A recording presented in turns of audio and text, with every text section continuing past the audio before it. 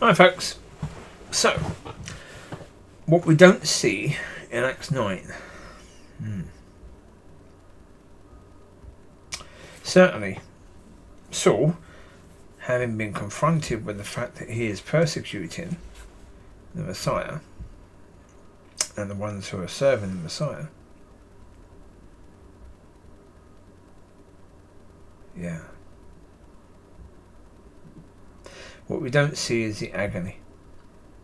We don't see the absolute total agony that Saul would have gone through.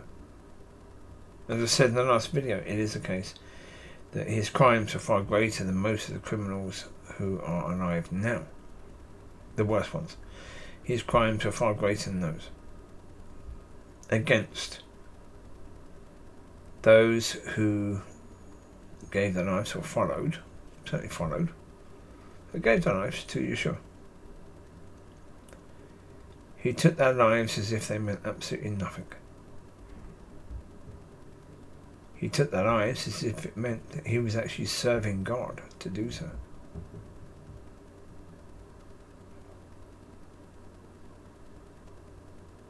So yeah, Paul would have been broken. There's no doubt about that. Having gone from one to the other, he would have had, because he would have had to have got to, from the point of where he was to where he had to be God's vessel to the Gentiles. Because certainly as a persecutor of Christians, Saul would have had no interest in bringing truth, God's truth, to the Gentiles.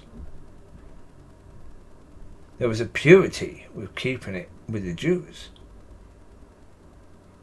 It was unthinkable to bring God's truth to the Gentiles. Absolutely.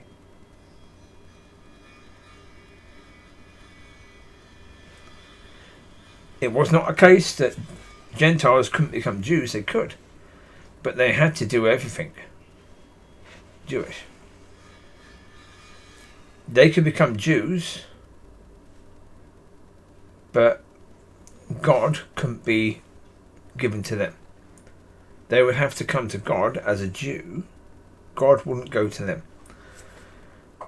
That was the understanding. Here we have Paul being prepared to be the vessel. So he had to have all that he had before broken out.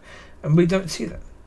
We see that in, I think, verse 18, it says, after he was baptized and he was given some food, and he regained his strength. Now, it doesn't say what took his strength away, does it? But I can guarantee you, if you're in agony, if you've ever been in a position where you're in agony, agony is incredibly tiring. It really is incredibly tiring. You feel you've got no energy at all. If you've ever been in a position where you had agony. So certainly anyone who's being broken, yeah. You can't eat, you can't sleep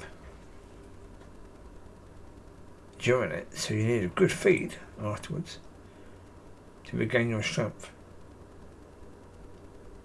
And yes, being broken can, and in most cases will, cause agony. Yeah. Absolutely. I say, I mean, I've been broken, God, about a dozen times, I would guess. Sometimes severely, sometimes in minor ways.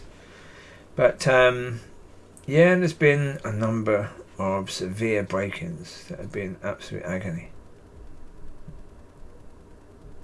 But that's because of, I was just so broken beforehand. So, yeah. I say with me, I asked for it. Yeah. I asked for God to shake me, break me, and make me. And so therefore, yes. But you see, the point of it is, there was always that understanding that if God is breaking me, then part of that deal is for him to also make me. Yeah, that's part of the understanding. To be shook, to be broke, and to be made. And yeah, pretty much everyone who's going to be coming through where they are to sonship is going to have to experience that often in their own way. So yeah. And Paul absolutely did. Yes. Yeah. David did. Yeah. Many of those people in the Word of God, where it says that Jacob wrestled with God. And he had a limp afterwards. So Jacob was broken. Yeah. Many are. Many are the ones that were important. Yeah. And yeah, it's always for your benefit. Yeah, a lot of people do think when it starts to happen that it's a curse. No. It was never a curse. It was always been for the benefit of the person who was broken. But yeah, it can seem like a curse from anyone looking in. Yes. Yeah, and you'll be told by people that it is a curse. That's why I say you've got to focus on the solution, not the problem, because the problem is everything is telling you it's a curse. The situation and anyone who can see what's happening is telling you it's a curse.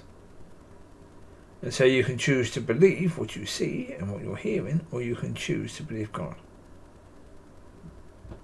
And certainly if you're in a situation where you're being broken, then yeah,